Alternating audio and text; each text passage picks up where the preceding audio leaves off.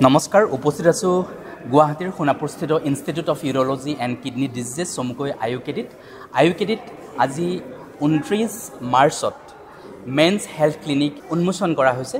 গতিকে men's health ক্লিনিকৰ মুখ্য urology বিশেষজ্ঞ ডক্টৰ অনুপ দত্ত বৰুৱা ছাৰ আমাৰ সৈতে উপস্থিত আছে। গতিকে আপোনাক নমস্কাৰ। হয়, কওকচোন যে আইইউকেডিত মেন্স হেল্থ ক্লিনিক আজি উন্মোচন কৰা হ'ল। গতিকে এই মেন্স হেল্থ ক্লিনিকৰ দ্বাৰা আপোনালোকে কেনেধৰণৰ এটা সেৱা আগবঢ়াব খুজিছে বা ইয়াৰ ইম্পৰ্টেঞ্চ কিয় আপোনালোকে ভাবিছে যে মেন্স হেল্থ ক্লিনিক এখন আইইউকেডিত খোলাটো প্ৰয়োজন হৈছে? সাধাৰণতে আমাৰ যিসকল মানে পুৰুষ মেন্স হেল্থ বুলি আমি পুৰুষকে বুজাওঁ সাধাৰণতে, আৰু পুৰুষৰ ক্ষেত্ৰত বহুতো অসুখ বিসুখ থাকে।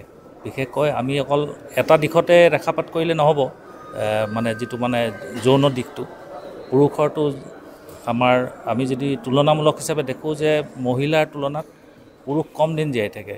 ধৰক 3 পৰা 5 বছৰ আমাৰ যিটো ইণ্ডিয়ান ষ্টেটিষ্টিক্স।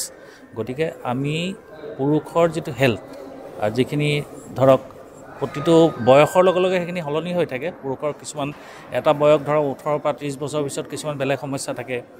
তাৰপিছত আপোনাৰ 30 বছৰৰ পৰা 50 বছৰৰ পিছত ধৰক সমস্যাবিলাক বদলি যায়, যেনেকৈ প্ৰষ্টেটৰ সমস্যা হয়, ছেক্সুৱেল দিশটোৰ কিছুমান হেৰি থাকে। ইয়াৰ উপৰি কিছুমান মেটাবলিক ডিজিজ থাকে, যেনেকৈ ছুগাৰ, তাৰপিছত হাইপাৰ টেনশ্যন, তাৰপিছত লিপিডৰ প্ৰব্লেম থাকে, তাৰপিছত অবেচিটিত এটা মেদবহুলতা যিটো, সেইখিনিৰ ওপৰত আমি ৰেখাপাত কৰিম।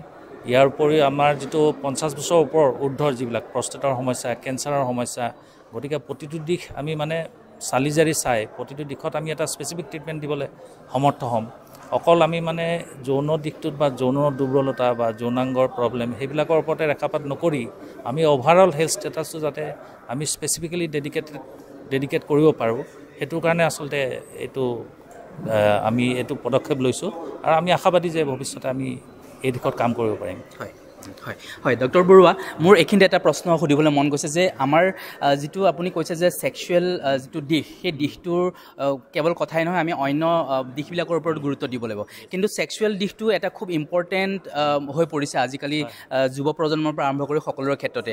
কাৰণ সুস্থ এটা যৌন জীৱন বা ছেক্সুৱেল যিটো লাইফ, সেই ছেক্সুৱেল লাইফটো সকলোৰে এটা সুস্থ হোৱাটো প্ৰয়োজন। গতিকে আপোনালোকক এইটো প্ৰশ্ন কৰিব খুজিছোঁ যে যদি 18-20 বছৰৰ পৰা আৰম্ভ কৰি ধৰক আপোনাৰ তাৰ ঊৰ্ধলৈকে নহয় জানো, সকলোৰে ক্ষেত্ৰতে আপোনালোকে যৌন সম্পৰ্কীয় দিহা পৰামৰ্শ দিব পৰা ধৰণৰ এটা ব্যৱস্থা ইয়াত আছেনে? আমি সকলোবিলাক যেনেকৈ আমি প্ৰফাইলেক্সিছ পাৰ্টটোত আমি ইম্পৰ্টেঞ্চ দিব লাগিব। আমি অকল ছেক্সুৱেল হেল্থটো ঠিক কৰিবলৈ হ'লে প্ৰথম আমাৰ খাদ্যভাগ ঠিক হ'ব লাগিব। খাদ্য আমি ভালকৈ খাব লাগিব, আমি কিছুমান বস্তু এভইড কৰিব লাগিব। তাৰোপৰি আমি যিবিলাক ডিজিজ থাকে, ডিজিজ প্ৰচেছবিলাক থাকে, যেনে মেটাবলিক ডিজিজ, যেনেকৈ আমাৰ মেদবহুলতা, তাৰপিছত আপোনাৰ বহুমূত্ৰ ৰোগ, উচ্চ ৰক্তচাপ, এইবিলাক আমি যাতে বাধা দিব পাৰোঁ তেনেকৈ খাদ্যটো ঠিক হ'ব লাগিব। আৰু দ্বিতীয়তে অলপ এক্সাৰচাইজ কৰা উচিত। আমি যেনেকৈ ব্যায়ামৰ ক্ষেত্ৰতো আমি অলপ ইম্পৰ্টেঞ্চ দিব লাগিব। ইয়াৰ উপৰিও আমাৰ ধৰক ট্ৰিটমেণ্ট পাৰ্টটো, আৰু লজ্জাজনক পেচেণ্টে বহুত লাজ কৰে আচলতে কথাখিনি ক'বৰ কাৰণে ভাঙি পাতি। সেইকাৰণে এনেকুৱা এখন ক্লিনিক হ'লে আমাৰ বেছি লাভ হ'ব। পেচেণ্ট যিসকলে আমাক ধৰক আগবাঢ়ি আহে, আমি তেওঁলোকক এনেকুৱা ধৰণৰ ক্লিনিকলৈ মাতি পেলাই আমি গোটেইখিনি মানে এটা প্ৰাইভেট ছেটআপত মানে ছিক্ৰেটলি আমি গোটেইখিনি ডিছকাছ কৰি পেলাই কাউন্সেলিং কৰি আমি ভাল ধৰণে ট্ৰিটমেণ্টটো আগবঢ়াব পাৰিম। সেইটোৱে আমাৰ লক্ষ্য বেছিকেলি। গতিকে আমি ভাবিছোঁ যে আইইউকেডিত যি মেন্স হেল্থ ক্লিনিক খোলা হৈছে, গতিকে এই মেন্স হেল্থ ক্লিনিকে বহু যুৱক যুৱতীৰ পৰা আৰম্ভ কৰি বহু জ্যেষ্ঠজনলৈকে গতিকে ইয়াতে খুব সুন্দৰভাৱে এটা সেৱা আগবঢ়াব পাৰিব বুলি আমি ভাবিছোঁ। ধন্যবাদ জনাইছোঁ আপোনাক।